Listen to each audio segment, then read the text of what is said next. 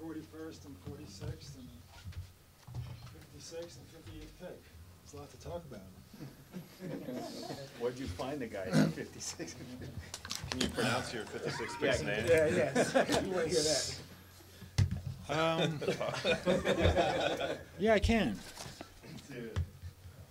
Charcuterie Madabam. Of course, we don't know if you're right. Mitch, you said before the draft that you were hoping to get a couple guards, maybe in the 40s, and then a couple international players to stash, just depending on being able to fill the roster anyway. Did you feel like you were able to accomplish that? And then also, are these guys that you weren't expecting to be there in the 40s? Well, we're pleased, and with all 4 players. There may be some additional news on one of those late draft choices, later on this evening. But we're very pleased at 41 and 46. We think we've addressed, a need on this team going forward. You know what you get when you draft in the mid-40s and the 50s, which is a player that, you hope, makes your team. We don't know that. It's not like drafting in the lottery. But we're pleased that we got those 2 players. We thought they'd be drafted much higher, and they address needs with the team. The other picks, as I mentioned, that may still unfold, but at least one of the players, we intend to try to develop overseas. You mentioned before that it's hard for a guy to come in that space and contribute right away. He's shooting, and I know Gavlok's a shooter. Is that maybe one skill that actually can translate where a guy can have a specific skill that can help as early as next year? Yeah, it's possible.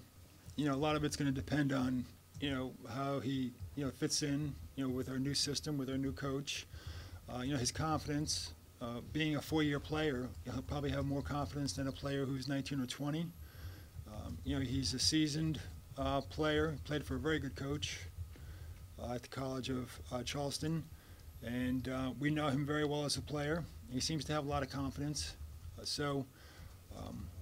once again, you're talking about players that were drafted in the 40s, and we think, and we're hoping that they both can make the team, and we're hoping at the least, one of the players can make the team. But they're both talented enough to make the team. Had Morris stayed in school and probably played another year, maybe would he have gone quite a bit higher in your opinion? Probably higher than where we took him at 41. As I said earlier, we had him slated to go higher than 41. Where we had him slated, I'm not sure if he would have been higher than that next year. But players don't stick around, anymore. They get assurance that they'll be drafted. Sometimes they get good advice, sometimes they don't get good advice. But he was drafted. He'll be in an NBA camp, which I'm sure is his dream. Obviously he's from Los Angeles, played very nearby, 10, 12 miles away. So I know he's happy to have the opportunity. Mitch, when you worked out both players, both guards, what did you see in them that made you think that they could possibly be first-round picks and they could possibly also make your team?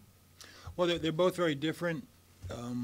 Darius is really gifted, with the ball in his hands. He does look to make a play. He looked to pass first, and he's, like I said, he's a younger player, so perhaps there's more developing to come. The other pick, Goodluck at 46, is more of a combo guard, and we'll look to move the ball, but also take a shot, and he's got great range, and he's a really good shooter. So, they're different. We consider them both ball handling guards, but they are different in the way they play the game.